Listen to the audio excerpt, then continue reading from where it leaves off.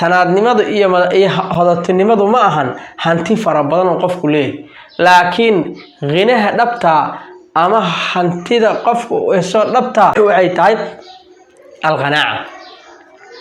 ghina nafsi inuu leeyahay in naftiisu ay qani tahay ay naftiisu ay deeqtoon tahay saas ayaa muhiim ama hane anaha qofku inuu hanti heesto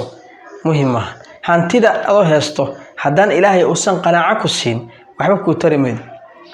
wadaalika waxa la arkay qof iska miskiina oo waxba haysanin oo haddana noloshu ku nool yahay ay cajiib tahay sida u rartibanta noloshiisa qaabkiisa ilaa qanaaco heestaa waxa kale oo la arkay qof malaayiin hantiya leh haddana ma dalika noloshu ay ciriir uga jiro noloshiisa ciriir kaga jiro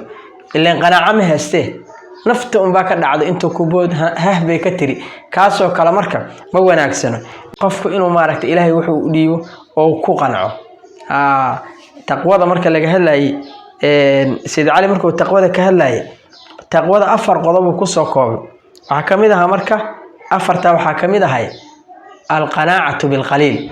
qofku waxa uu heesto haba u yaraadaane inuu ku qanco ilaahay wuxuu ku siiyay inaad ku qanacdo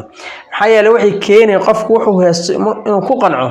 waxay keenay inuu ilaahay u shukriyo oo ilaahay u mahad celiyo inta uu heesto ilaahay uga mahad celiyo